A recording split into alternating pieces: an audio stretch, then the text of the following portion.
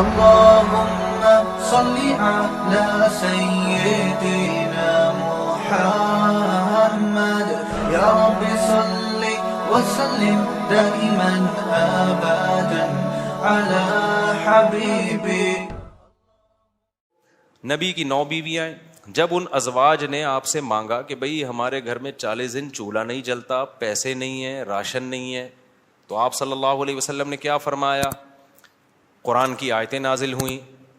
یا ایھا النبی قل لازواجک, آپ اپنی بیویوں سے کہہ دیجئے اگر تمہیں دنیا کی دولت چاہیے تو میں تعالینا امتعکن, میں تمہیں پیسے دے دیتا ہوں, واسرحکن سراحا جمیلا, اور عزت کے ساتھ تم سب کو رخصت کر دیتا ہوں. بھئی کسی پیسے والے سے شادی کر لو. کیوں اللہ نے ہمارے نبی کے لیے غربت کو سلیکٹ کیا تھا؟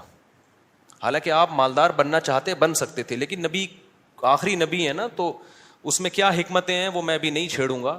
ہمارے نبی کی جو غربت تھی وہ اختیاری تھی.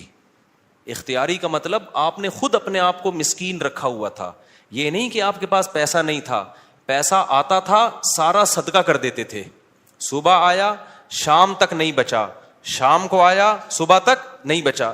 لیکن مجھے اور آپ کو اس طرح کرنے کی شریعت میں اجازت نہیں ہے کہ آج سے پتہ چلے آپ نے سارے بینک خالی کیے, سارا سونا وونا گھر کے پلاٹ کی فائلیں والے بیچ باچ کے تمبو لگا کے روڈ پہ آ کے بیٹھ گئے اور بیگم سے کہہ رہے ہو رہنا ہے اسی طرح رہو تمبو میں ورنہ نکلو. یہ آپ کو اجازت نہیں ہے. کیوں نہیں ہے؟ یہ ٹاپک نہیں ہے میرا, کیونکہ میں نے اگر اس ٹاپک پہ چلا گیا تو یہ جو ٹاپک آج لے کے چل رہا ہے وہ چینج ہو جائے گا. بس ابھی فی الحال یقین کر لیں کہ مولوی صاحب اگر کہہ رہے ہیں تو علم کی بنیاد پہ کہہ رہے ہوں گے. تو یہ نبی کے لیے اللہ نے اس طرز زندگی کو سیلیکٹ کیا ہے, میرے اور آپ کے لیے یہ نہیں ہے. ہمارے اور آپ کے لیے کہ تمیز سے اچھے بچوں کی طرح کماؤ, کچھ جمع بھی کرو, خرچ بھی کرو, گھر والوں پہ ہاتھ بھی کھلا رکھو, اچھے بچوں کی طرح اس طرح سے زندگی گزارو, فنٹر بننے کی کوشش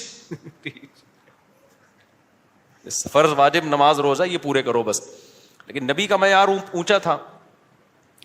تو نبی صلی اللہ علیہ وسلم نے فرمایا تعالینا امتعکن واسرحکن سراحا جمیلا, میں تمہیں رخصت کر دیتا ہوں, کسی مالداروں سے شادی کر لو.